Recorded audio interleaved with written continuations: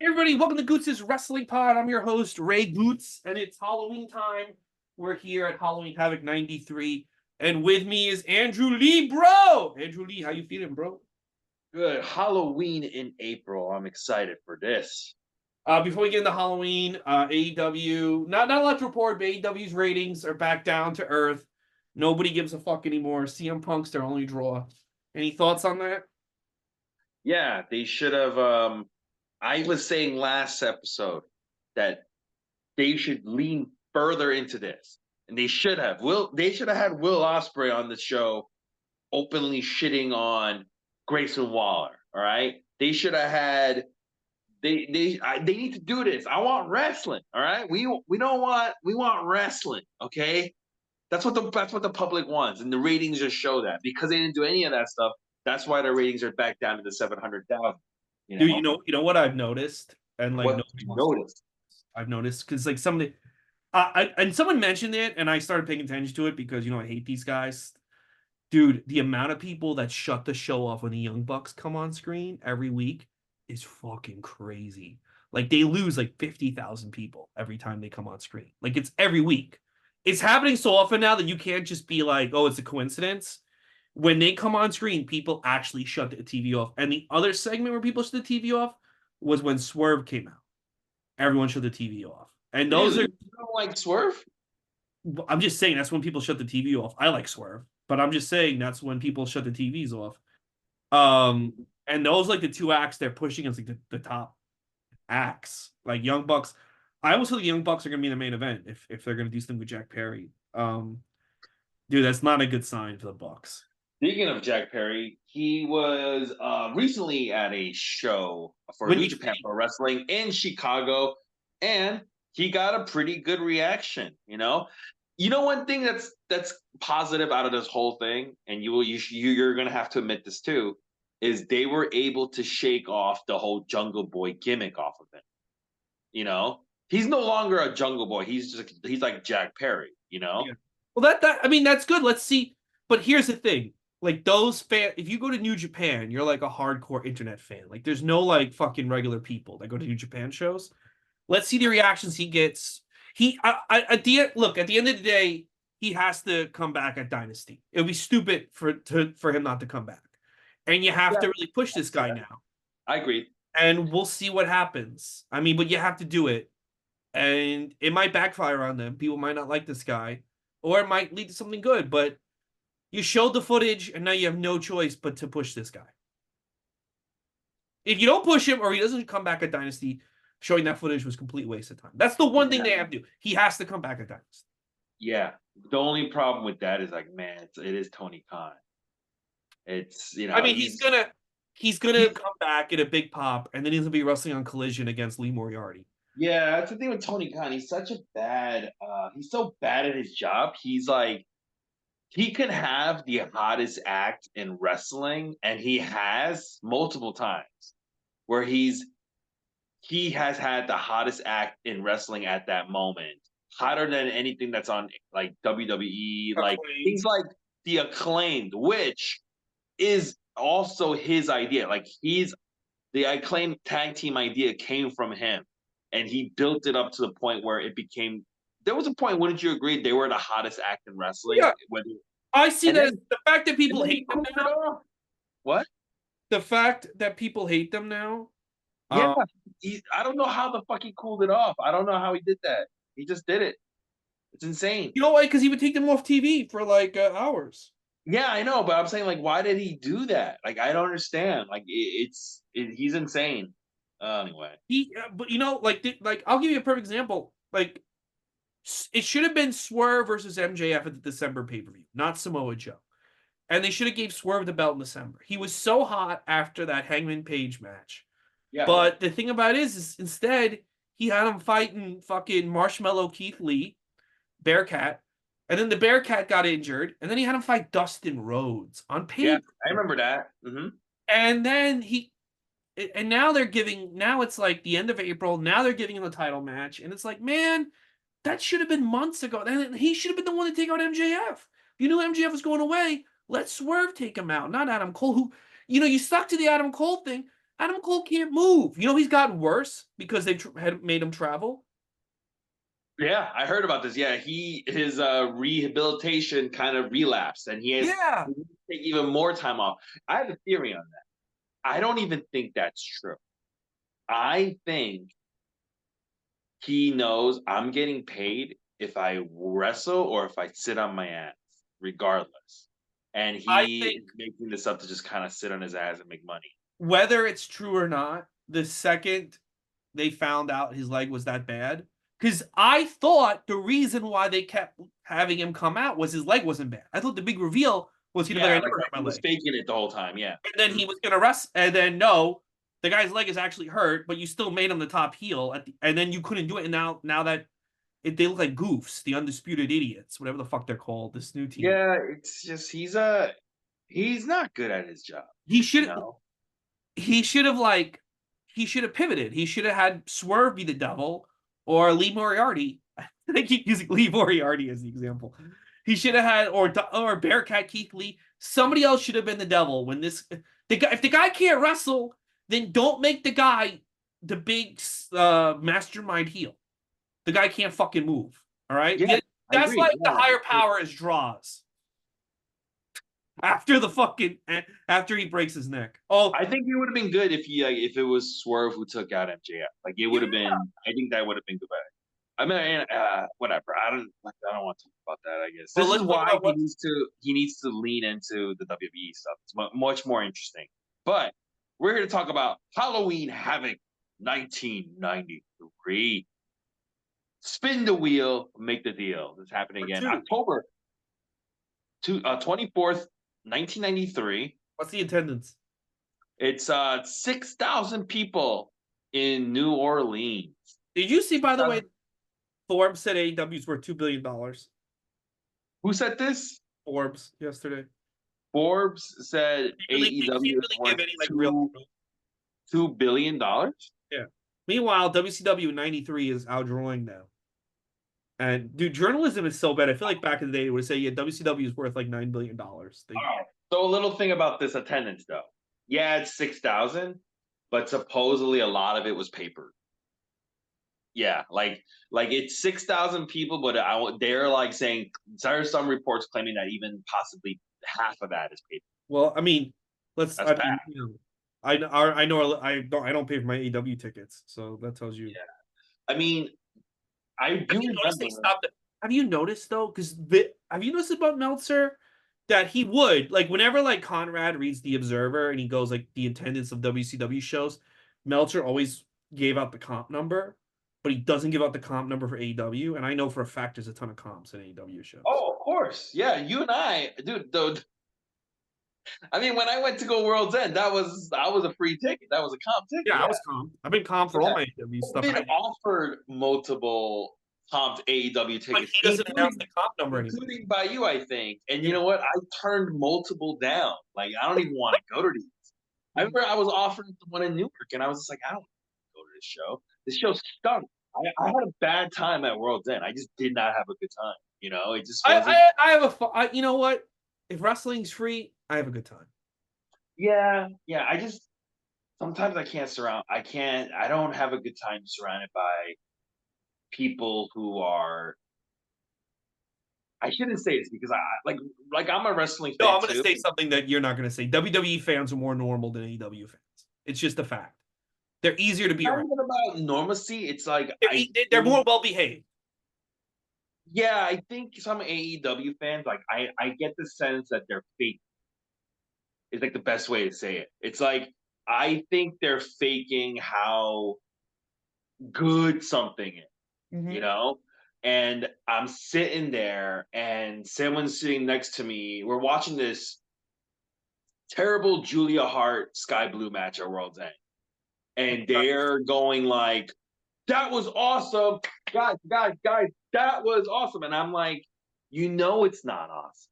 You know it's not, but you're trying to actively start like an that was awesome chant. And for me, sitting there in that makes me like not enjoy it at all. Like You know what I'm saying? You know what? I feel very phony, and I don't like being. That's my problem with AEW fans, is that they will never be critical of AEW. They'll always try to spin it that whatever Tony Khan does is not just good, but 30 Yeah, times better than what WWE. Like Tony Khan, Collision tomorrow night could be 2 hours of Adam Cole. Yeah, Adam Cole sitting in the ring eating dog shit slowly, and people will be like, "That was a great show," because like who could have called that such great? yeah, Do we and I have just no why problems Adam with. Cole's eating dog shit? Yeah, I have no problems with the "this is awesome" chat, if as long as it actually is good. But if you're gonna like, this is why people like ECW, because if somebody fucked up or if somebody wasn't good, they let them know. The fans did let them know. They were diehard ECW fans. Wouldn't you agree? Everybody agrees. The Yeah. ECW fans were diehard, but they did not they did not cater to, like, they were very non-biased. Like if you were good, they'll cheer you. But if you were bad, they would let you know, you fucked up, and they would boo you and stuff like that, right? And Mhm. that, like, there's an authenticity to that, and that's what I don't get the sense when when I went to the AEW show, and I don't want to. Me particularly, I stuff like some people can sit in it and just not be bothered. That bothers sitting in that sea of live. That's what it feels like. I feel like I'm sitting in live, and I don't like that feeling. So that's why. You know, well, as long as you don't participate, as long as you just like look at these people like That's what people would say, but just me sitting there, surrounded by people who I know are just deceiving themselves, I don't want to be there. I wanna turn to them and go, can you just I had to leave before the main event because I didn't want to lash it out at is a fan a who's enjoying problem. themselves, It's a you know? problem I have with a lot of people, and one of them is someone you know. It's this fake forced positivity, and they think it's there like be like enjoy wrestling. All wrestling is good, and or all things are good. And it's like no, this is fake bullshit. Not everything is good, and when things are bad, they deserve to be called out as bad, Yeah, so they're not yeah. bad anymore. If people didn't tell Vince McMahon 95 to 96 WWF sucked, we wouldn't have gotten the attitude era. Who's your favorite actor? Bela Lugosi. All right. Bela Lugosi, he's been in some stinkers. Oh, he had more Like, stingers than he's winners. been in, yeah, he's been in some stinkers, like the Ed Wood movies and everything. You could be my favorite actor. Let's just say it's John Turturro, Yeah. but there are some movies of his that I'm gonna be like, this is a garbage movie. He directed that movie about the Jesus character from Big Lebowski. You know what I'm talking Yeah, about? I heard. I heard it's horrible. That movie's terrible, dude.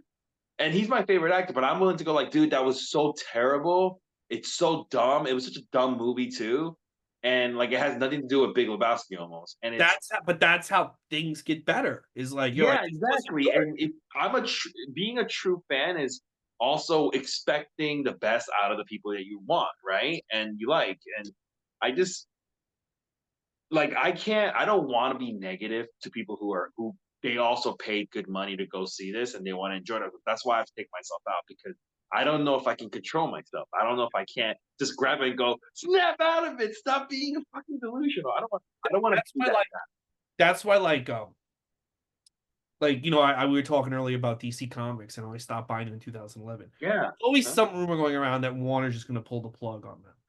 And I if they love it. do it, if they stop making the monthly comics, I know everyone's gonna like do this woe is me bullshit. And I'm like, I don't feel bad for you guys because you guys have had 11 years to turn it around. You've had 11 years to convince people to buy the books again. And you don't do that. And all you do is, I guess a lot of writers don't like Tom Taylor. And all he does, like, well, people are sending me death threats and people are being mean to me. And it's just a comic book. And it's like, yeah, but that's your job. And if people don't like the book, maybe put that in consideration and make the book better. People are Yeah. that livid that your book sucks. Like you don't just get to make the book you want and as the sale go down the toilet and then be surprised. Like listen to the fucking criticism and improve. DC doesn't listen to criticism, which is why their sales are in the fucking toilet. Yeah. And I would say in Probably WCW 1993, I'm sure they've been hearing some criticisms, right? And let's see, do you think they listened to the critics and put on a good show for this one, the Halloween Havoc it 1993? was there was some good stuff, but a lot of stuff, Eric Bischoff has said this, and it's the smartest thing he ever said. He said they had a problem with finishes the entire time he was there. They couldn't book good finishes, and a lot of matches on this show suffer from that. They do not have good finishes, and it ruins a lot. It ruins the matches and then ruins the show. Dude, they've had this problem even before Eric Bischoff was in charge. He said the entire time he knew of WCW. That's why he hired Johnny Ace, because he heard Johnny Ace was a great finish guy. And he's like, we need better finishes. And Johnny Ace instead was like, how about I fuck these two girls and I fuck their mom? And Eric Bischoff. You know what? That's a very good assessment by Eric Bischoff, because WCW, even back when it was known as NWA, had in JCP promotions, they had terrible finishes too. But these guys like kill themselves, and then they just have this fucking awful finish. And it's like, what was the point of killing? It exactly. A lot on this show. As a fan, you feel like you wasted your time. But anyway, and the other thing is that they booked these. The thing, I think I know why Vince got annoyed at SummerSlam '93, because Vince has a 3-month gap between shows, and then these guys just flood the market with pay-per-views. But they don't have a plan. You can tell they don't really have a booking plan. They're just like, Vince is taking 3 months off, so we're gonna like have a show every month. And a way to like get people to, the wrestling fans be like, oh, I spent $90 on WCW, I can't buy Survivor Series. But they don't have a plan, and a lot of times they're just sending these guys out there. And I've had this complaint about a lot of WCW matches. They're sending these guys out there to kill 20 minutes. They don't have a finish in mind, so they just do a screw job and move on with the show. Yeah. And ultimately, at the end of the day, what that does is, I think it just frustrates the fans. Yeah. I will say this though. We only have a few shows left, but even though both companies do not have a good 93, WCW might be having a better 93. Yeah, I mean, remember I told you my so far up to this point, my favorite WCW show is that Super Brawl 3, which happens this year, 1993. Yeah, and it's really good. Actually, I really like that pay-per-view. I think that's a good one. And I'm gonna honestly, if you want to watch 93 wrestling, I would recommend so far you just watch Super Brawl 93, and then you watch the Bret Hart matches of the King of the Ring, and then you move on to another year. I think that's all you need to watch. Possibly. We're not done yet, though. We've got a couple more months, 2 more months left. We got 3 more shows left. 3 more shows, yeah. We'll see. So, Halloween Havoc 1993. It's a Halloween themed show. And I will say about Halloween Havoc 1993. I love the way the show began. Oh, that was great. It starts with suspense music, and it's at nighttime. You see kids dressed up in costumes, trick-or-treating out in the streets. And this vampire kid, he has a great idea. He turns to his group and he goes, I got a great idea. But this girl in the group, she goes, I want to go home. I don't want to watch Halloween Havoc. They argue a little bit about fruitcakes, and then the kid goes, here's the point I'm trying to make. And then he points at a haunted mansion.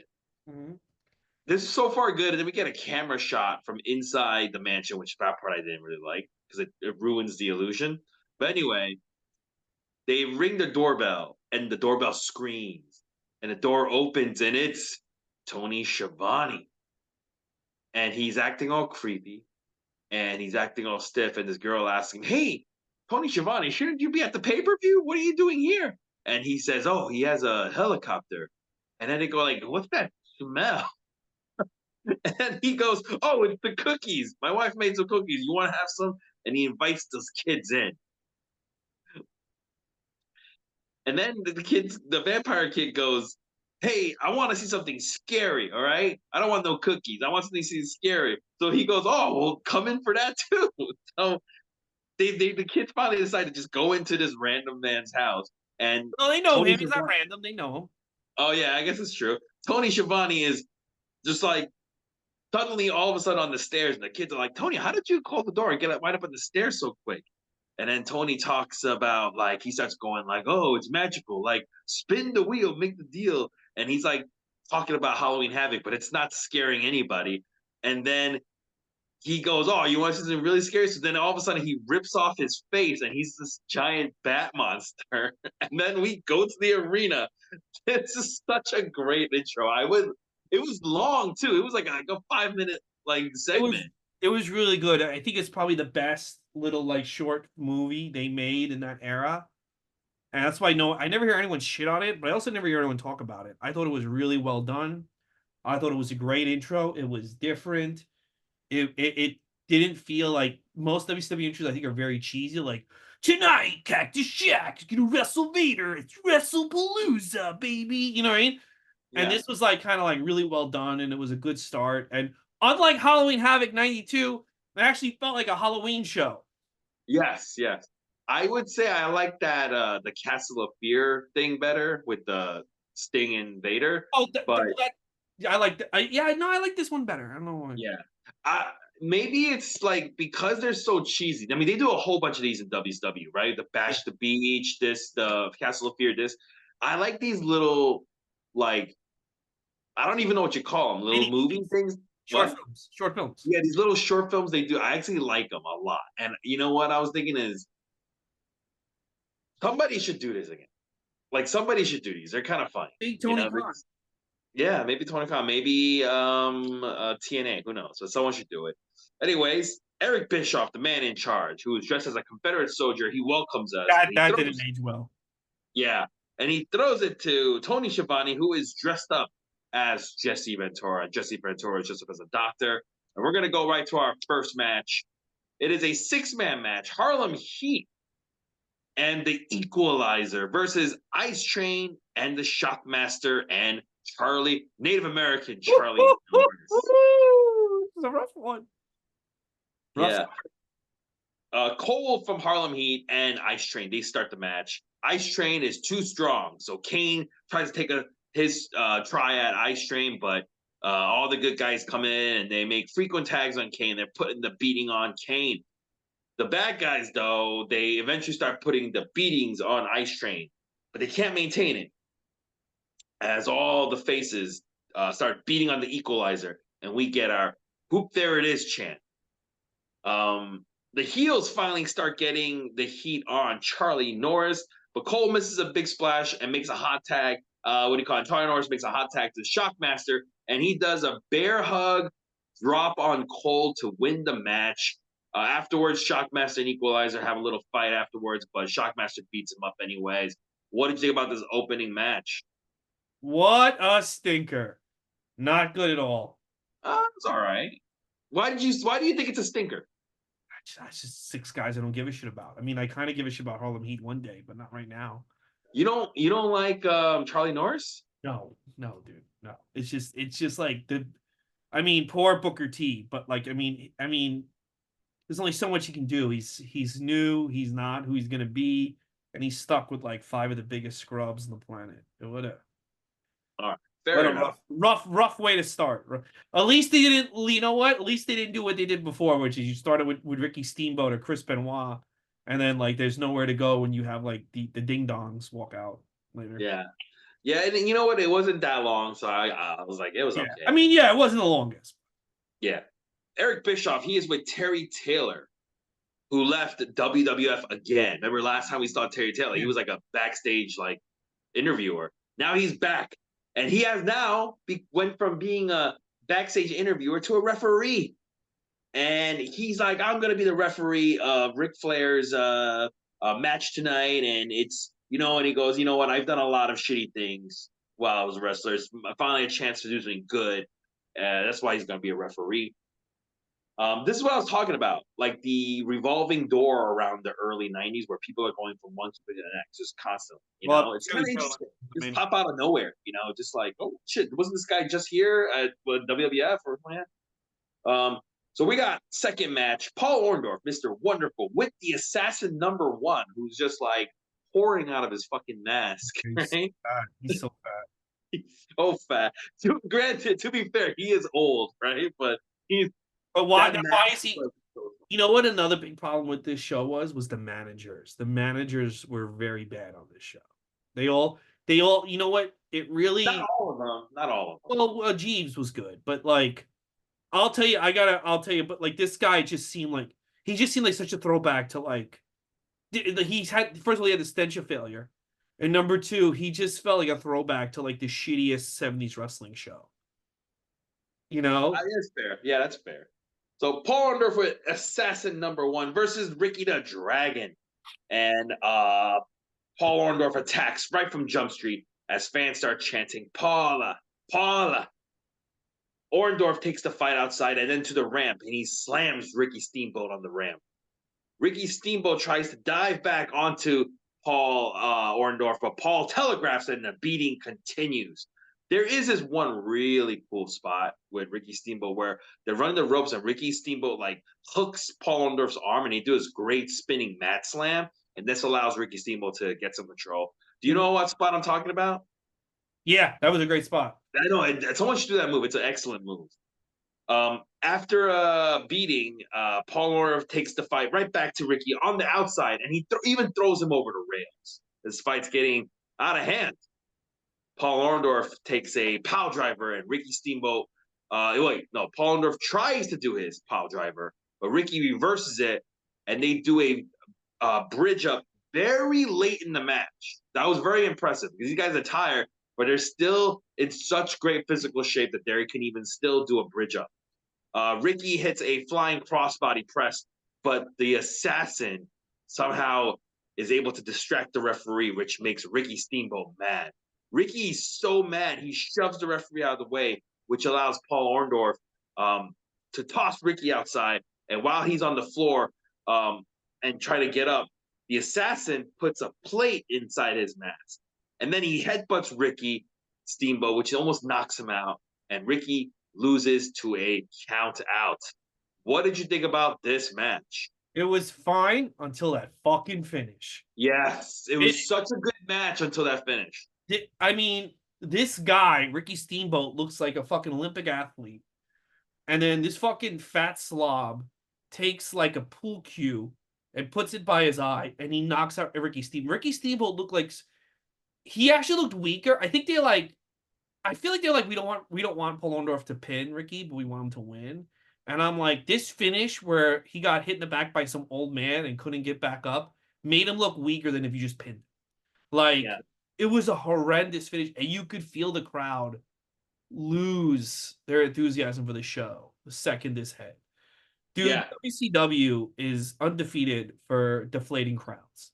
Yeah, yeah, and it's really sad too because this is a good match. It's like, Paul Orndorff, he can still wrestle really well. So far, I don't know if you noticed, a lot of these pay-per-views we're reviewing, and it's a Paul Orndorff match. They're always good, like him versus Cactus Jack. Yeah, not when he had Equalizer with him, but yes, his single matches are good. Yeah, and Ricky Steamboat, we might talk about how much of a fool he is for parading his family around, but he is still a very good worker. So when you have these guys, they're having such a great. When you guys put these two together, they're having such a great match. And it's like, can you just have a clean fucking finish? Why do you do this bullshit, stupid thing? And if you're gonna do this manager thing, can you not pick Assassin number 1? Like, can we just not use Assassin number 1? Can you use, like, I don't know, who else is there? Like Harley Race, Teddy Long? I don't know. Have fucking Max Payne come out and attack him, and then you could have another match. But like, God, Assassin, yeah, like I know what you mean. It's like you're watching an old man do this, and just like, you know. Yeah, and it's like it'd be one thing too if it was like a rookie, like if it was like a rookie or something, right? Like Rob Van Dam in his rookie year or something. But it's like this guy like fucking wrestled for 30 minutes at WrestleMania 3, and now some old man just takes him out. Like, dude, fucking bad, man. I think this assassin guy had a lot of influence backstage, and again, it's these old guys pulling their weight around. Well, I should be the one who. No, I'm the manager. I gotta do something. You know, I knew you, Dusty. Don't you remember? I knew your grandfather. That's right, baby. Okay, baby, I'm gonna put you. You won't be in the main event. That's right. Okay, Ricky, you had a job to the assassin. He once bought me some coke, baby. So like, these guys like somehow finagle their way onto the show. I think a lot of the problems with WCW was that there was a good old boy network, and they would constantly hold the young guys down or constantly try to find a way. You saw it when they did Slamboree. Every fucking old guy who got the microphone tried to put themselves over the expense of the show. Mm-hmm. Because they're these old bitter 70s guys who didn't get to shine like a Beefcake or a fucking Tito. You know, say what you will about Brutus Beefcake. You can go, oh, he wasn't a good wrestler. more people remember him than the assassin and fucking Tommy Rich and fucking the Dutchman telling all these other old doofuses. They're jealous of these guys like Steamboat, like Bruce Beefcake. So when they get the chance to make them look stupid, they're gonna fucking do it, which is what they did today to Ricky Steamboat. Yeah, that's what they did. Tony Schiavone, he's sitting there with Jesse Ventura, and he starts going over the gold belt situation and how it's a recognized world title. And as he's talking, Jesse Ventura can't help himself, so he starts ripping off some of his the fake facial hair, and he basically gives Tony Schiavone that Fu Manchu look, which I Yeah. like. That was kind I of like fun. again, another show where they had really good chemistry, these two. Oh, Tony Schiavone and Jesse Ventura, great chemistry. Yeah. I really like. I would say, man, I'm trying to think of like all my. We're watching a lot of like good commentary teams. I forget how many good commentary teams there are actually. You know, there's a lot of good ones. This is one of them. You know what? The one thing that modern, I kind of hope they learn it. I think they're learning it now because it's not as bad. But the thing that Vince kind of forgot about is how much more pleasant a show is when the commentary team is easy to listen to. Yes. This show, Hmm. when I'm annoyed by it, these guys take away my annoyance right away. But I will say this: now that Junior is gone, I feel like WWE is kind of going back to that, where it's like I feel like Cole and the other Pat guy, McAfee. what's his name? Pat McAfee. Yeah, I don't know why I Pat did. McCaffrey. I'm Yeah. I'm I'm pounding. I'm pumping my arms up and down. Yeah. I feel like they have a Heenan Gorilla Monsoon vibe, and Michael Cole feels a lot more loose. But you know what? I'll tell you the big problem. I know people like this duo, and you're wrong. The big problem going back to rewatching TNA is Tenay and West. Tenay just screams all the time, and even when he's with Taz doesn't say anything interesting, and it's not an enjoyable listen. You know what? I actually didn't mind Mike Tenay and Don West. I didn't think they were the best. They weren't the best commentary team, but I didn't. Me personally, I liked. I didn't think they were bad either. But I will say this: commentary teams are more fun. I mean, they're better when you know the two guys are having fun together, and they make it fun to Well, listen. yeah, well, Tenay and West had fun together. I don't think Yeah, Tenay. and that's what I'm saying. When you could tell the two guys actually like each other and they have fun, it makes it better to listen to. Oh, I I got a great example of this. I texted you about this. So last Saturday, I did put on Collision. yeah. I ordered some food. I put on Collision, and I didn't realize Tony Schiavone is the lead announcer of Collision, and he's with Matt. He's with Matt Menard, and they're doing commentary, and it's really good. And he's not screaming. He's not talking fast. It's very deliberate. It's very quiet. They seem like they're having a good time, And I'm like, this show in AEW is so much better when Shivani's the lead with this guy because they're very understated and it's a much more calmer, more relaxing show to watch. They're letting the wrestlers provide the excitement. They're not screaming, and that's the thing. Excalibur and Taz, I think, ruined Dynamite. I think they ruined Dynamite. I think they're one of the things that ruined the show for me. I don't know. I like those two as a commentary team. Matt Menard, by the way, very underrated. Him and Tony Schiavone very good. People freak back when Big Show was doing the commentary in Dark, they originally paired him up with Eddie Kingston, right? Yeah, And Eddie Kingston was probably one of the worst commentators I've ever heard. He's awful. Like, think of a WCW NWA commentator that you would just hate it. Like that we so far we Mark listed. Madden. Okay. This guy, I think Eddie Kingston was he just and you could hear the frustration coming from Big Show. And I think like Big Show was like, I can't work with this guy. And they put Matt Menard with Big Show, and it was great. Matt Menard's good. He's really good because he stays in character. He stays in like character, and he does it. It's pretty good. Yeah. He's got a big head too, so humongous face. He likes to eat. Yeah, he likes to eat. All right, match number 3. It is for the television title. Davey Boy Smith, the British Bulldog, versus the champion with Sir William Regal with William Regal versus Steven Regal. I'm sorry. Champion Steven Regal with Sir William. I forgot. And Jesse Ventura during the entrances mentions that, hey, the British Bull, there's a little girl in Minnesota named Jade, and Bulldog's her favorite wrestler. That's his daughter. I thought that was very cute. Oh, Him that's mentioning nice. that.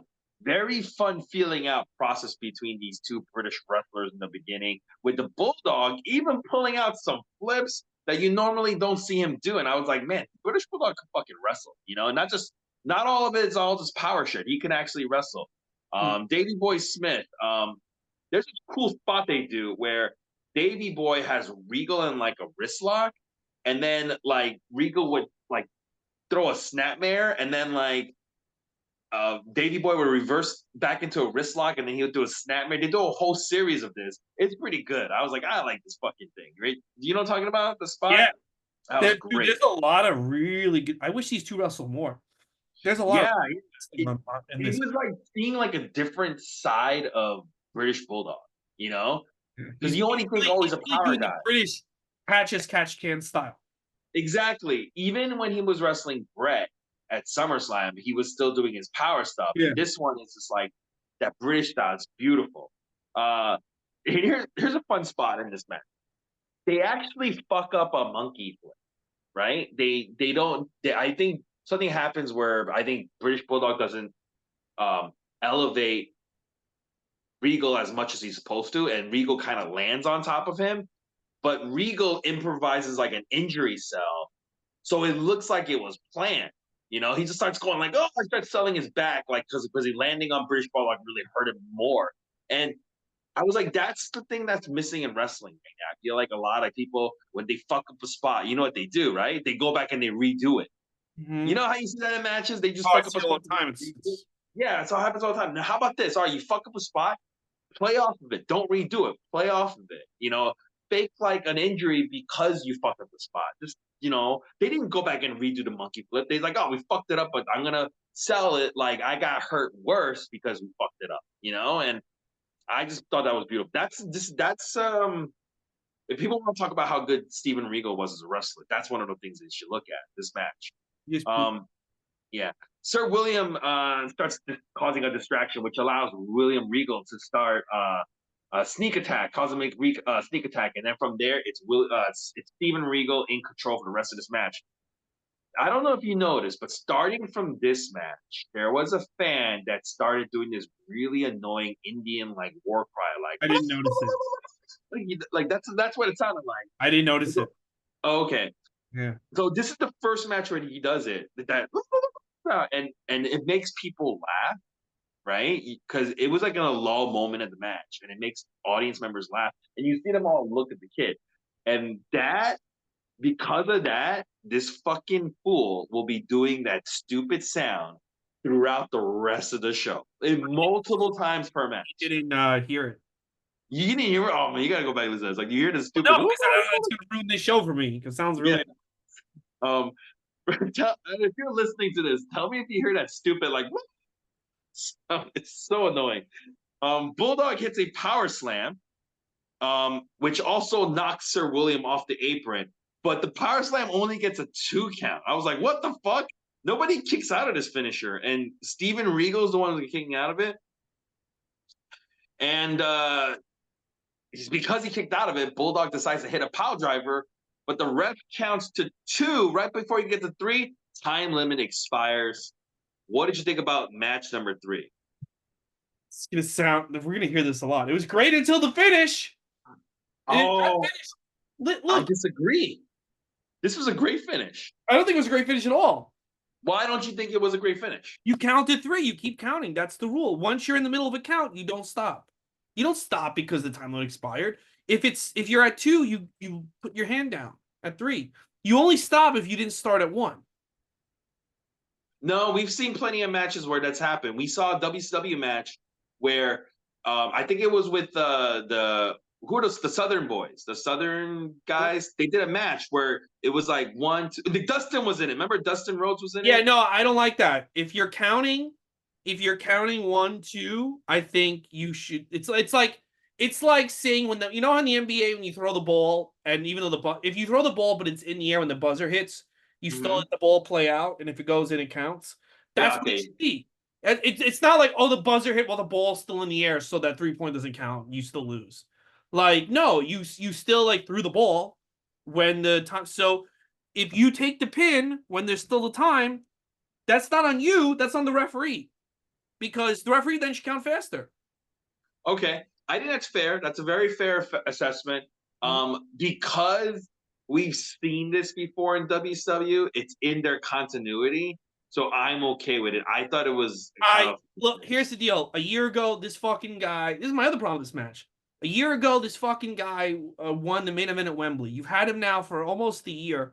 Why he can't even win the TV title? Like you got to give this guy something. Like, you know, you got him off one of the biggest and best main events WWF ever had, and you just made this guy look like an idiot for months, and he can't even beat Steven Regal. Look, here's the deal. No offense to Steven Regal, he's a great wrestler. Back in the day, '93, I thought this guy was a fucking scrub. So you can't even beat this guy? Like, give me a break. Like, again, don't book these guys in matches unless you have a winner and a loser. okay. I agree. It is kind of weird because like just a few months ago, you're seeing the British Bulldog in like main events, Yeah. right? And all of a sudden now, he's not even going for the U.S. title. He's going for like the TV Well, title, I right? think And he also can't win. But this was a good match, and I liked the ending because it was like right down to the last minute. I thought it. Like And the last way second. the referee just kind of like he just kind of gave up. He didn't even have like oh shucks. He just like, oh, this some dumb work. Like, he had a dumb look on his face. I don't know. Dude, just have people beat each other. All right? Like, just have people, if people don't want to lose, if people don't want to have their shoulders pinned to the mat, tell them to go get another fucking job. Okay? Yeah, I agree. But overall, so far, we're watching 3 matches. This is the third match, and I like this match so far a lot. This is a very good match. I think it's worth Oh, it's watching. great. It's great. You should definitely, if you want to see a different side of British Bulldog, check it out. But I think, the finish was garbage. So Eric Bischoff, he is with the wheel, the Halloween Havoc spin the wheel. Mm-hmm. Vader and Harley Race they come out, and Vader starts spinning the wheel. Let me tell you something about this Halloween Havoc wheel. It looks so much better than last time. Let me describe to you what it looks like. The wheel is on this large broken wooden board looking thing, and the Halloween Havoc logo's on top. Then you got these 2 giant steer horns on both sides of the wheel, and the arrow is a Bowie knife that kind of shakes around when it's spinning. And they got these 2 large snakes in the base. I was like, oh, that wheel looks even better before. And then sparklers go off in the back. It's a cool looking wheel. I wish they still had this wheel. Like, do you think they destroyed it, or do you think they still have it? I don't know, but they do the wheel in NXT now. Yeah, but does it look like this? It looks more like Vinceified, but it Uh, does have sparkles and shit. I I wanna mean, see what this wheel looks like. I guess Shotzi's all over it. She's like humps it. Oh no, I don't want. Yeah, this I don't. This is not the wheel. I'm just glad they brought it back. Yeah, you know what? The NXT spin the wheel, make the deal is like a giant buzzsaw looking thing. Okay. And I'm like, I don't like that. I like the Why do you fucking think? snakes and shit like that. Why do You you know? think they didn't like? I would have kept like. I don't know why they got rid of it. Like, I would have kept doing it. Like, because the fact Yeah, that like, I think it's a great piece of memorabilia. You know? but the fact that WWE brought it back, they only did it twice, right? And the first time they did it was fucking awful. But the fact that WWE brought it back in 2020, I mean, clearly, like, a lot of people like this idea. And Hmm. I don't know why you didn't like. They would give up on the weirdest things, man. They just Yeah, all right, whatever. I do like them bringing back like old WCW stuff for NXT every once in a while. That's kind of fun. You Yeah. know? Mhm. Yeah. Anyways, the wheel lands on Texas Death Match for Cactus Jack and Vader later on tonight. Uh, Steve Austin comes out next, and as he's coming out, there's a fan sign that says, "Stunning Steve is the wrestler of the '90s." This kid has no idea how correct he is. Things are about to change in a few years for Yeah. everyone. And we're going to go right into our fourth match. It is for the U.S. title. It is Dustin Rhodes, who comes out in honky tonk gear, this rhinestone honky tonk gear, the champion versus Stunning Steve Austin. There is a fan with a werewolf mask on in the audience, and the camera focuses on him. Jesse Ventura asks Tony, "Tony, what's your wife doing here?" That was good. So good. Jesse Ventura is so funny. He says, Remember I told you Dustin Rhodes came out with this rhinestone like honky tonk gear, like this whole colorful thing, and then Jesse goes, "Dustin looks like one of those gay caballeros." Oh yeah, I heard that. That was funny too. And Tony Schiavone reminds him, "Hey, do you remember when we turned your mic off last pay per view? We could do it again." I was like, "Oh, I was dying." It's such good commentary. Austin wants to start the match with a fucking slap across Dustin's face, and he slaps him again 2 times, and then this pisses off Dustin. And I could already tell this is great because now Austin is already inside this guy's head, and Austin's in control until he misses a high knee in the corner, and then he goes over the top rope, tumbling to the floor, and Austin starts favoring his left knee, which Dustin focuses right on and targets.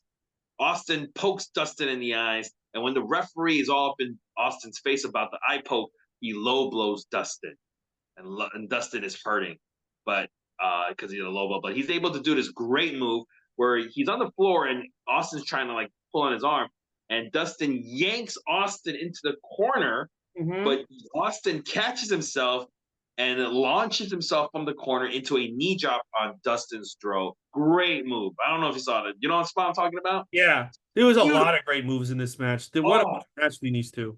yes, excellent. You're right. Dustin starts firing back, and the fans start chanting, "Whoop, there it is." But it ends with Austin. But the chant ends when Austin crotches Dustin when he's on the top turnbuckle. Austin covers Dustin Rhodes, but has his foot on the rope, and the ref spots it after the 3 count. So Austin thinks he won, but the ref's like, "No, no, no, no, you keep it going, keep it going." I saw that he had put his foot on the rope, and Dustin Rhodes is able to roll up an unaware Steve Austin for the win.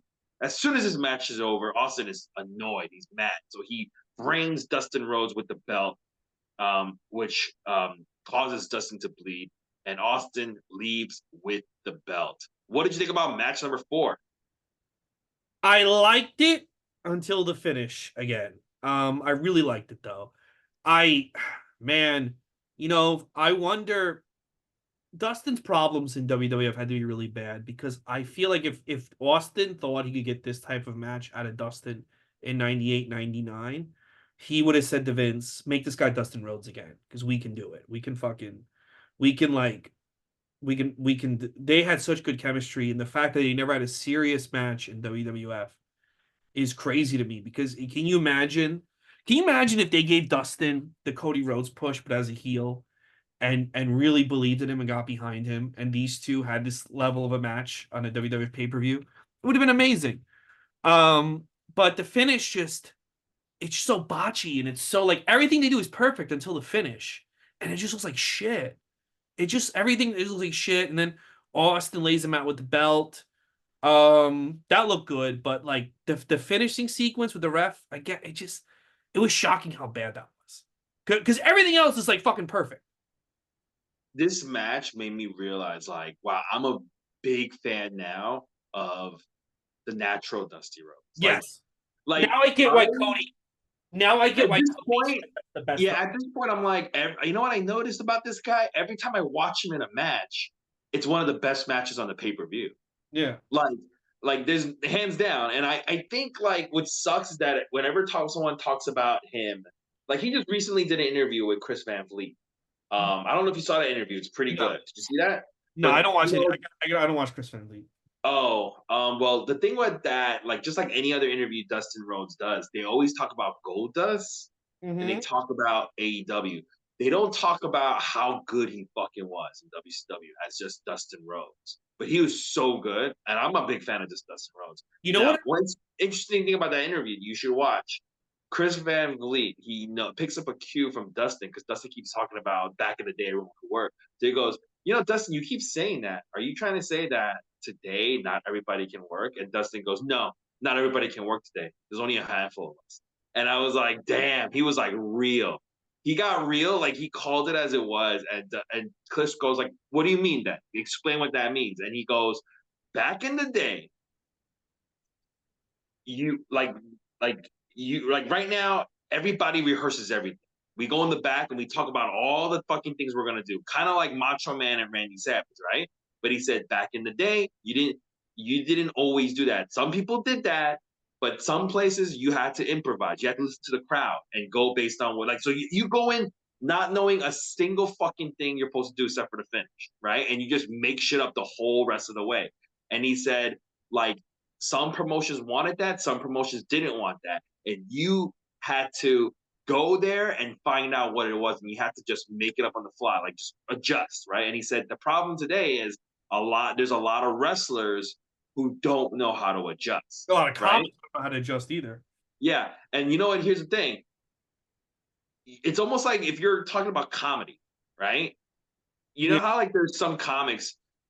If you're in my opinion, I don't know how you feel about this, Ray, but when I look at it, if you're a good comic, you can do any spot on the show, Yeah. right? You go first, you could do check spot, you could do a urban room, you can do just anything, right? That's how I always see it. But if you're the comic is like, I can only go fifth, man, when the crowd is hot, then you're not a real comic. You know what I'm saying? Like, and I think that's what Dustin was saying. He was like, he was like, I just like that he was blunt. He was just like, no, he's like, not everybody can work today. That's just the fact, you You know know? what I think? And Cody Rhodes never said this out loud, and Yeah. neither did Bruce Pritchard.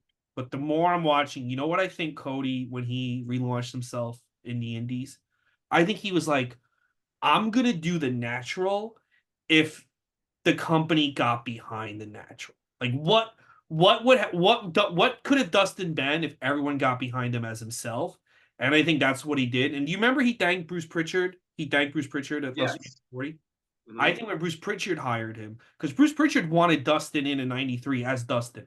And now that I'm watching these matches, I totally get where Bruce Pritchard was coming from, right? I Yeah. totally get like even Connor was like, "What? He wanted Dustin versus Hogan at WrestleMania 9." I get it. Oh, I get it. I totally get it now. And it's like I think Bruce Pritchard had the same. What if we took the natural and treated it seriously and gave the natural the John Cena push? And look how big Cody Rhodes has become. And I think that's what Cody Rhodes is doing. Watching this guy, he's like, I'm gonna do my brother's thing. But if people actually believed in me, because if this company believed in Dustin Rhodes back in '93, we never would have seen a Gold Dust. You wouldn't need to see a Gold Dust because he could have been the top guy for years. yeah, yeah. He was like Dustin Rhodes at this point in WCW. He was like almost like a Ricky Steamboat in the sense that like he's never gonna be a heel. He's always just gonna be a good guy, but who puts on bangers. But unlike Ricky Steamboat, he can't get past the mid card. You know? I think when Dustin, because Dustin gets fired, right? In Mm. '95 for this match in Uncensored. And he said, I kind of got fired because my dad had enemies. And I think that his dad was his biggest blessing and his biggest curse because I think I the can see that. I can see that. Yeah. people had a reason to fuck him and to fuck his father, be like, we're gonna fire this guy, you can't do anything about it. They jumped on it, and there's no reason. Looking back, watching these matches, maybe he starts thinking, dude, you don't fire this guy. You keep this guy around for years. You I fucking maybe agree. you Yeah. suspend him for 3 months after that uncensored incident, but you don't fire him. Yeah. And you know what? To be fair, when I said that he's like Ricky Steamboat, but just can't get past the mid card, that's not his fault. Not Like I his said, it's fault. because they're not pushing him. Yeah, They they're not should pushing. He 100%. the main events. Yeah, 100% should have been. But they just like you could tell, like it's like this guy, no matter how popular he is, they're not gonna push him past a certain level. You know, and Because he's putting out bangers like night in. You know. even though his dad has a lot of power, I think there are people that we're gonna stick it to you, and Yeah. we're gonna stick it to you via your kid. Yeah. So before our next match, they do recap what happened with Alexander Marcus Alexander Bagwell and Too Cold Scorpio versus the Nasty Boys on WCW Saturday night, the night before, and where the Nasties they steal the tag team titles off the Nasties, and there's a title change. And we're gonna go to match number 5. It is for the tag titles. Nasty Boys with Missy Hyatt, who's got a great new short haircut, versus the new champions, Too Cold Scorpio and Marcus Alexander Bagwell, who come out with a fat Teddy Long. By the way, And Marcus looks so over the dancing in this. yeah, they do the full dance routine, like you mentioned, and I love how Jesse Ventura once again notes Bagwell can't dance. I love that. I love that he can't. He can't really dance. He No, looks. He, you know how he dances? He dances like he rehearsed it. Yeah. right? Whereas in Too Cold dances like, oh, this is just a There's natural one movement. point he kind of just stops and stands there, and everyone else is still and Scorpio, and then he starts dancing again. I could tell though he's over this. Yeah, yeah. He's just not a natural dancer. Um, Mike Buffer is doing the announcing, and he mentions that Missy Hyatt is the Nasty's escort, and Bagwell has only been wrestling for 2 years in. But I was like, that's you know what? If Bagwell's only been a 2 year pro, he's pretty good for a fucking 2 year pro at this Dude, point. he's a guy that like he gets better and better, then he just stagnates and never gets better, and I don't understand it. Broken your I neck. can see why when they said to him, "We got to send you to OVW," when he went to I can see why he was livid. He's like, "Bro, Yeah, I can hold see my that. own with Benoit, fucking 8 years ago, when you want me to go to OVW."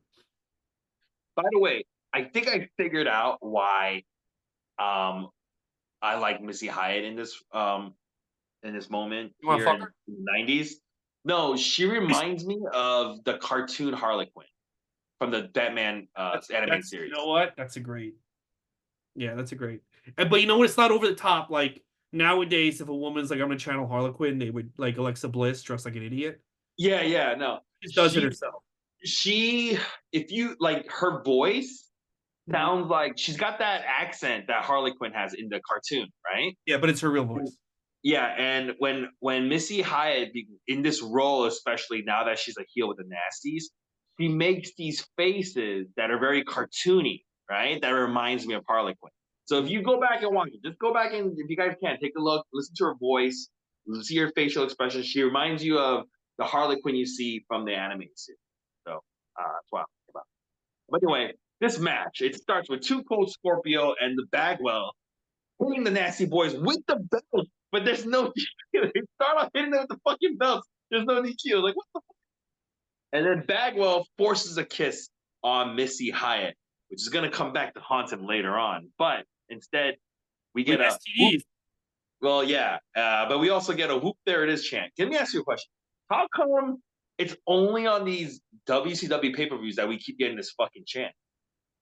Maybe WF fans didn't listen to rap because they're all racist, like Vince. So, Yeah, maybe, yeah, because it's like the same time period. It's the well, 90s. you know who used to say "Whoop, there it is" on TV? He's not there anymore, but he would say it on TV. Is PN News. Who? PN News would say "Whoop, there it is." Oh, I guess that's why. Oh, okay. Is he So still with the that's company? he took it from the song, but I think Yeah. still kind of like in them, like the what chance. You know, it's still there. Yeah, I guess. We It's should just bring back Whoop. Tony Khan should bring back Whoop. There it is. yeah, he should. He should totally bring back. There's, I think those guys are. They've got to be wrestling fans too, because their name of the group was called Tag Team. You know, they might be wrestling fans. That's a good point. Yeah. So Jerry Sags and Marcus Bagwell they start the match, and as soon as this match is starting, we get a "Show Your Tits" chant. Oh, good. Well, ECW did start '93, so here we go. Yeah. Bagwell and Two Cold Scorpio, they do hit tandem tag team moves, and the Nasties have to go outside to regroup, and the crowd is hot for this one. As the Nasties are outside arguing with fans, Two Cold Scorpio, Bagwell gets on his hands and knees, and Two Cold launches himself off Bagwell's back onto them. Fun spot. Too Cold and Bagwell, they maintain control throughout most of this match with quick moves, tandem tag team offense. This is a fantastic match to start right now. Crowd is super into this. Great match. Yeah. Now, when the ref's not looking, however, the Nasties try to stun gun Bagwell on the top rope, but instead, they kind of like, I guess they miscue it, and he goes fucking over the top rope onto the floor, and then Missy gives him one of the hardest slaps I've ever heard. Yeah. She's getting back at the kiss, and it's so fucking loud. It's like a shotgun blast. Um, and then Sags belly to back suplexes Bagwell on the floor. Oh, and you hear Bagwell go like, "Oh my god!" It looked like it was painful. This allows the Nasty to start beating on Bagwell for a long time. They spit on him in the ring. They hit him with a hard clothesline. He just getting the heat is just put on Bagwell. The referee misses the hot tag that Bagwell makes, and he forces Too Cold back into the corner, and the crowd is in a frenzy. They're just like, they're going absolutely ballistic. They're like, no, dude, you can't be doing this to him. And then Bagwell finally makes the hot tag. Too Cold Scorpio comes in, He starts cleaning up, hitting spin kicks. He hits a moonsault. Everybody gets in the ring. Missy Hyatt and Teddy Long, they start fighting on the apron. And as they're fighting on the apron, Jerry Sags goes to stop Teddy Long. Teddy Hart. And Teddy Hart's going to kidnap some women. Teddy Hart, yeah.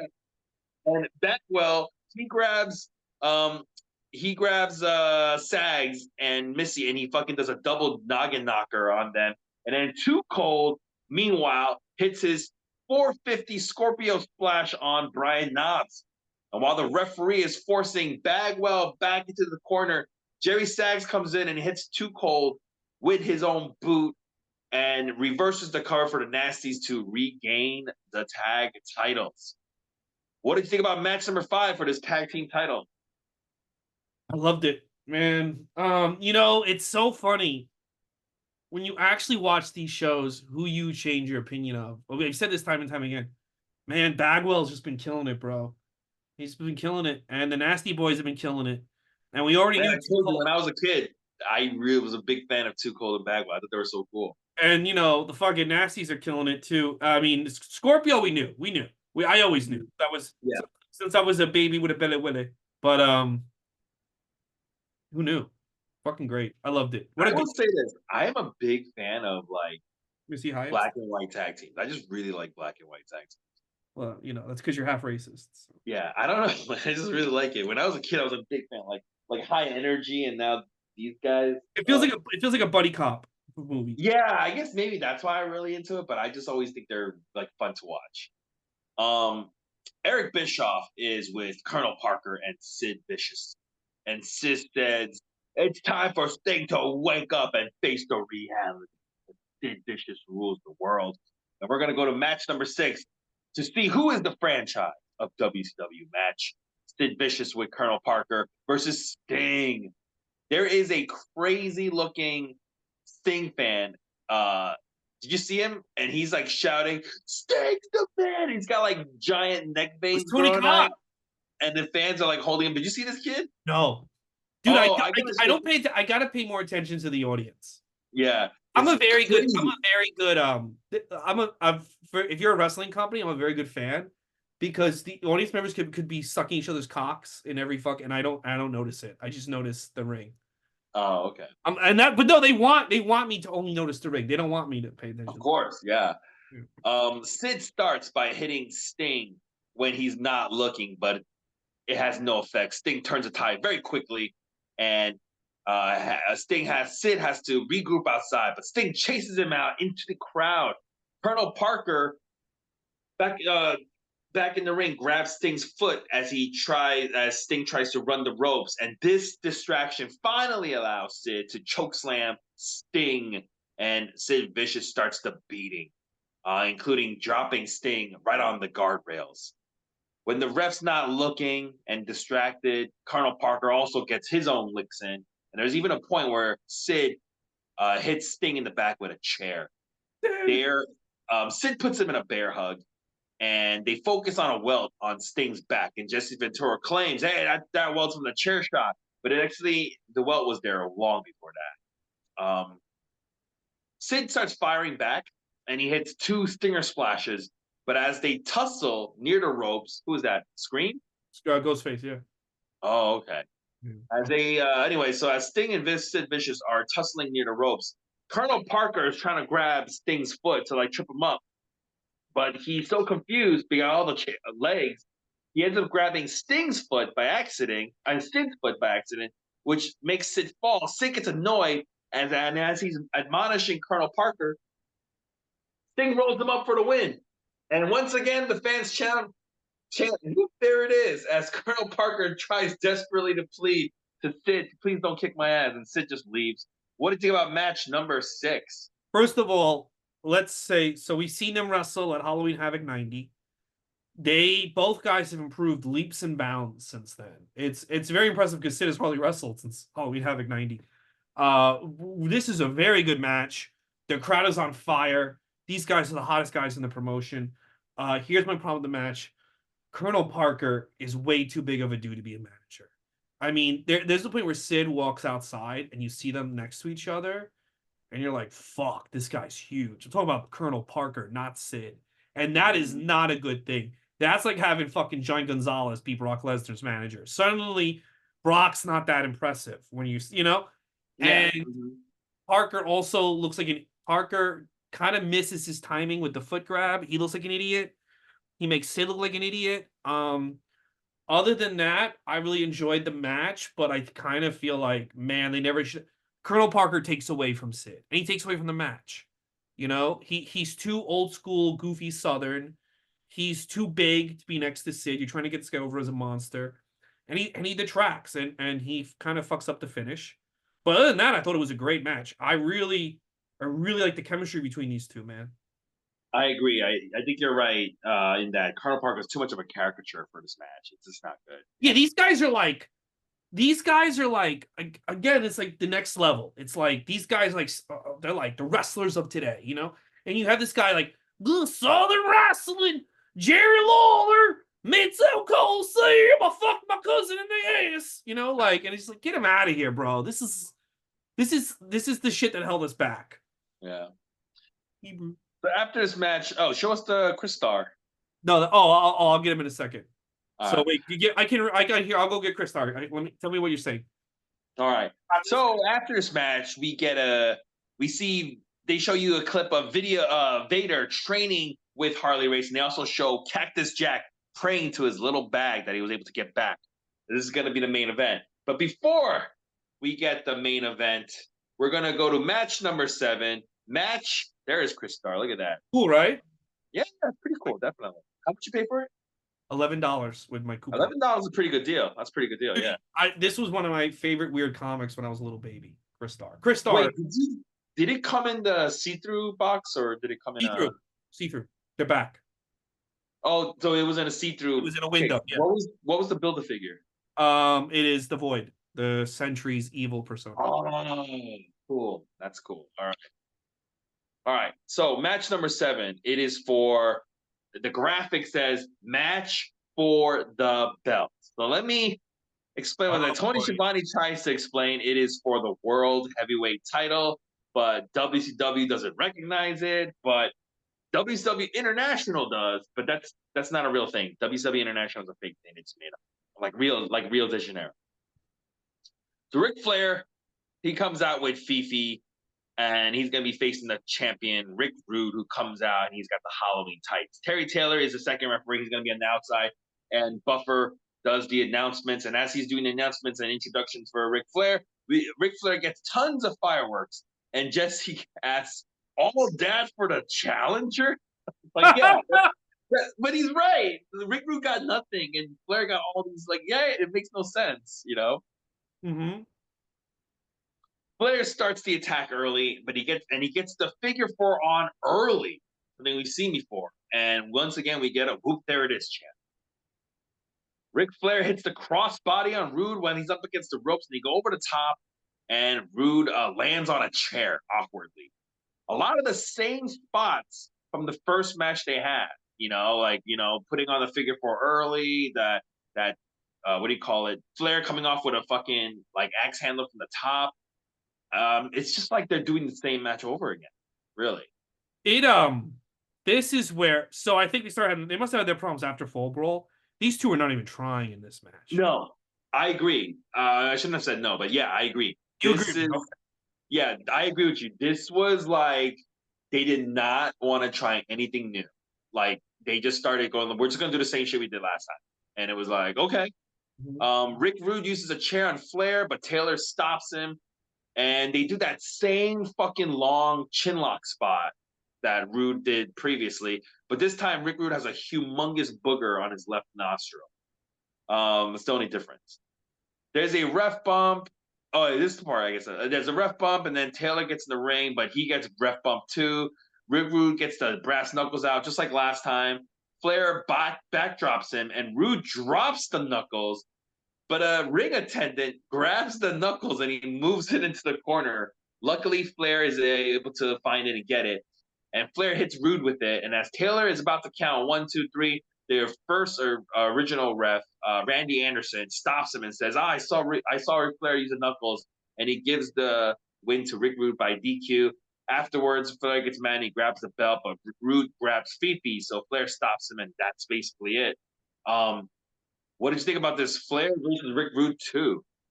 Horrible, horrible, Horrible. boring, a waste of time. Yeah. Man, Flair, he's gonna get back to it. He's gonna get back to where he is, but he is not the same since he's come back. See, I disagree. I thought he had a really good match with Rick Rude the first match they had, because he was doing all these spots that were great.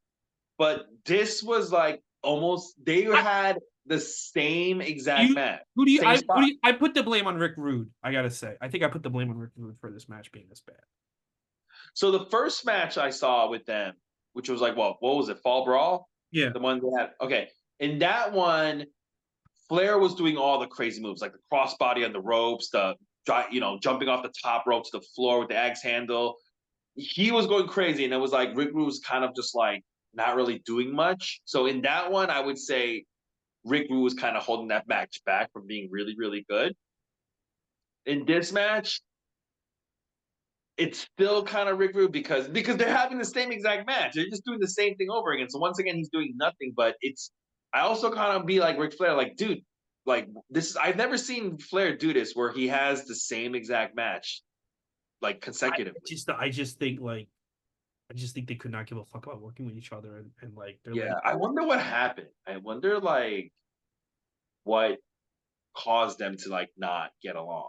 I mean, whatever it is, it doesn't excuse how bad this match is. This is definitely look like a match of two guys who just don't want to work together, and they're just like they just got to do it, right? Yeah, it's like Sid Vicious and Marcus Bagwell are outclassing you at this point, guys.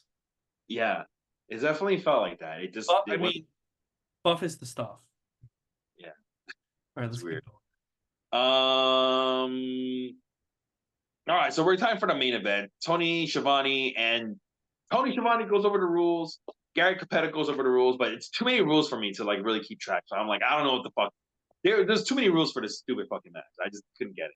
It's an old match that nobody ever does anymore for good reason because it's stupid.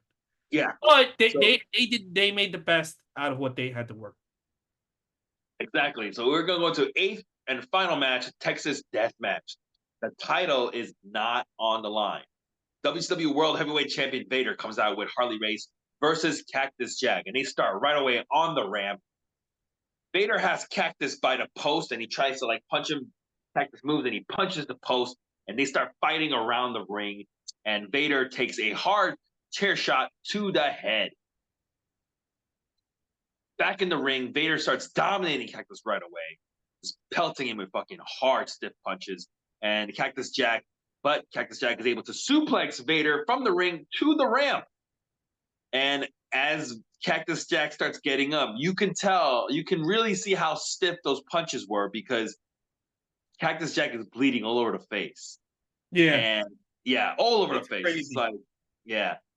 I can see why wrestlers did not like working with Vader because he's just like really punching you in the face. Like I would not want to work with this guy. It's so funny you bring that up because fucking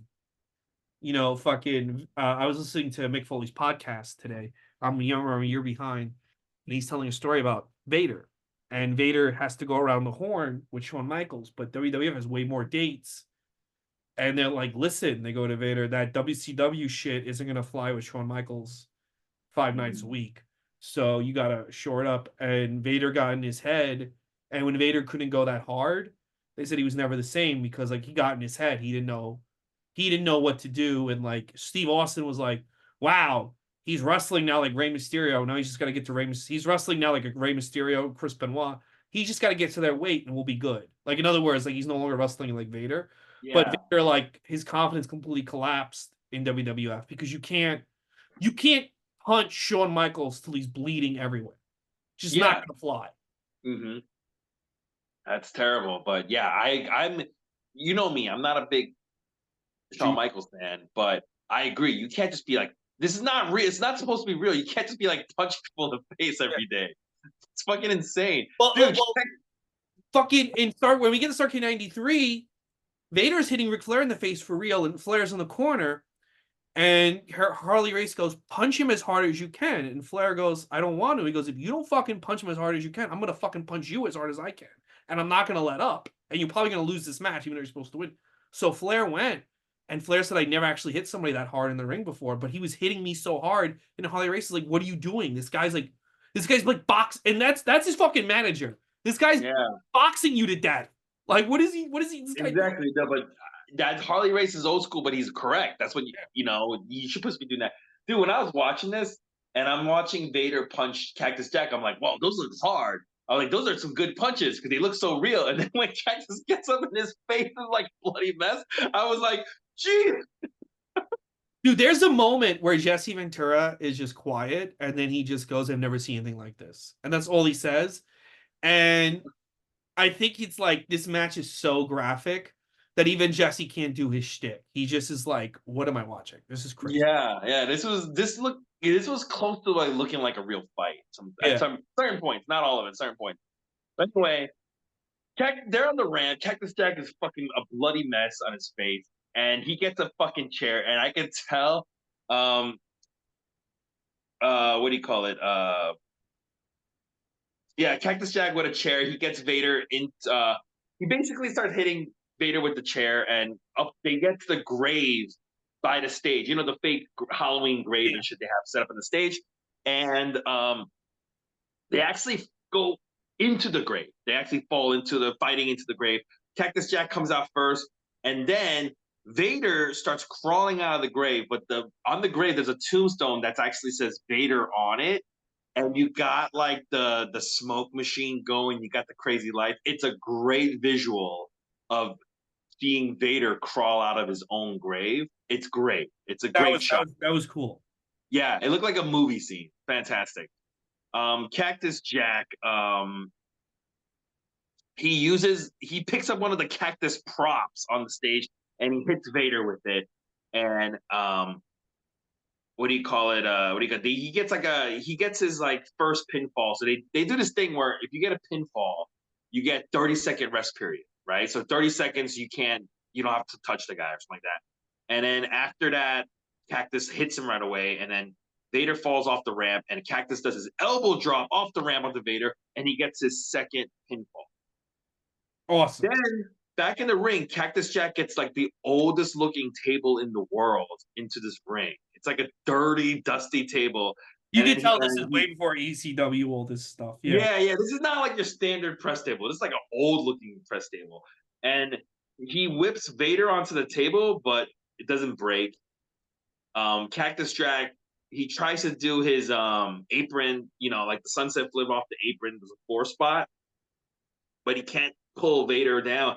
And Vader tries to just like jump and sit down, but Cactus moves and so Vader takes an ass bump on the floor. Then they start fighting in the crowd, and Vader dumps Cactus Jack over the top of over the rail, and and then he picks up a chair, and I never saw this part before. Vader was careless. I like him, but he's a fucking careless. He was an asshole too. Normally when you hit someone with the chair, you fucking have it flattened out, and you hit him with the flat of the surface, so that it's like a lot of surface tension. The chair was like open, and he hit Cactus with the fucking legs of the chair. And you see him just like Cactus doesn't even sell it. He just like you see him just holding the back of his head like that fucking hurt. And the refs had to check up on him right away. I was like, what an asshole. Like, these guys are supposed to be friends. When you watch this match, it's pretty like people are like, because they had to convince Hogan to work with Vader. I'm shocked Hogan worked with Vader when you watch it. This match shows me how professional Cactus was, because if some guy did that to me, I think Cactus told him to lay it in. Oh, but I would have broke character and just would have turned around and punched him right in the face. If that guy hit me with the legs of the chair like that. The thing about it is, if you give Vader permission to hit you for real, he's gonna go overboard. And I think Cactus in his head is like, well, I told him lay it in, but at the same time, there's no reason for it to be this fucking crazy. I bet you he was like, I really shouldn't have told this guy to lay it in. Yeah. That was such a yeah. Dude, it's as soon as he hits him with a chair like that, the ref just like rushes over to Cactus and he's like checking on him because it looked like it hurt. Vader hits a moonsault back in the ring and he gets his first pinfall.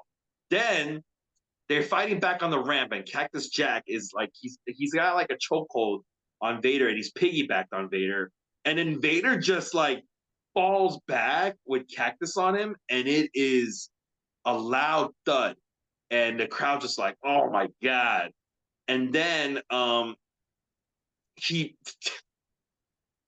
then Vader picks up a chair and he just fucking swings it like a bat to Cactus Jack's head. he like he does like a full swing, dude. Like it's a full fucking swing, like a bat to Cactus Jack, and he gets a second pinfall. And at this point, I'm actually kind of getting a little like annoyed with like I'm like this guy's being an asshole. Yeah. Like he's just taking liberties. I'm like, dude, you don't have to be an asshole like this. And then anyway, Harley Race, the whole time he's been doing this whole shitty thing where he's got like this taser and he's like, "Oh, get away from me, cameraman! I'm trying to give away my secret of this taser." But it's no DQ, so it doesn't matter. You don't need to hide the taser. It makes no sense for you to hide the taser. It's no DQ. Anyway, he has this shitty taser, and the ref's doing the count. Like everybody has to get up at the count of 10 or some bullshit like that. And as Cactus gets up, Harley Race is supposed to taser Cactus's leg, but when he does, he doesn't make that stupid sound, and then Cactus falls down, and the referee goes, "Oh, he didn't get up on the count of 10, so Vader wins." It was a garbage finish for a amazing match. Afterwards, Cactus Jack hits a double arm DDT on Harley Race, but it doesn't matter. It does not save the fact that this was a fucking terrible finish to an amazingly brutal match. What did you think? An amazing match. Probably Cactus's best in WCW. Really incredible. Really only a match these two could do. And there were times the announcers couldn't even talk. It was so fucking crazy. You're right. The finish sucked. Yeah. But you know what? It was a great match. And I think the match was so good and so brutal. I think that worked against Cactus Jack because I think in their minds, like there's guy puts on a performance is good. You want to be like, we've got to have this guy in all our main events. But I think that like this guy is gonna die if we make him our top guy. So I think almost like this performance was so brutal, it worked against them because after this, Cactus is just in tag teams until he gets fired.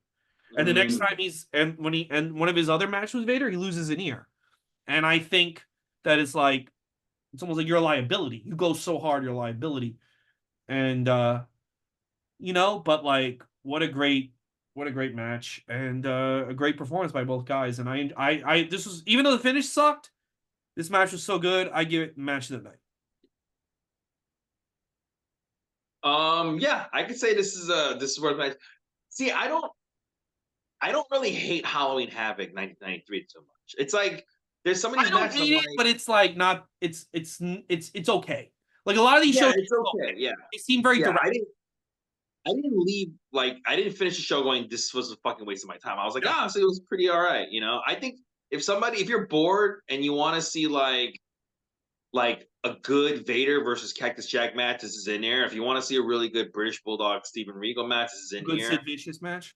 Yeah, exactly. I think it's worth watching. It's not gonna be the best matches, but it's pretty good. Okay, I'll tell you what's probably not going to be worth watching. Next week, it's Battle Bowl. The one and only time they gave Battle Bowl a pay-per-view is next week. We got the Battle Bowl tournament next week. In 2 weeks, it's Survivor Series 93, Team Lex versus Team Yokozuna. In 3 weeks, Ric Flair versus Vader. And then in 4 weeks, it is Undertaker. Starrcade 93, Ric Flair. And then in 4 weeks, it's Royal Rumble 94, Yokozuna versus Undertaker. What are you looking for? We're almost into Royal Rumble. I love my Rumbles. What about you? I'm looking forward to watching Vader and Flair again. I'm looking. Okay, that one I would be into as well. That's Starrcade 1993. I would have. You know what? Like I know. Okay, next week's gonna suck because it's Battle Bowl. It's really gonna suck. But Again, we don't know that. I started watching a little bit ahead, so it's like So you know. But I will say, Survivor Series 1993, like the Foreign Fanatics. I mean, it might just be a good nostalgia watch. And then I'm I don't have hoping any that nostalgia my for it, so it'll be nostalgia for you. So yeah. So I think it'll be all right. Well, let's see. Knock we're on wood. almost out of 93, 94. Business picks up with the Hulkster in WCW.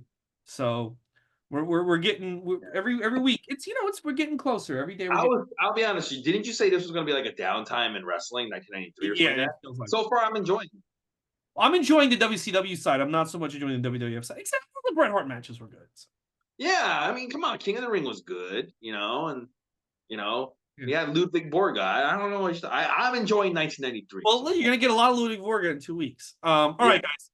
So that's the show. If you enjoyed it, please subscribe. Please leave a comment on the video. Follow us. I'm Ray Goots Comedy on TikTok, and I'm Ray Goots on Instagram and Twitter.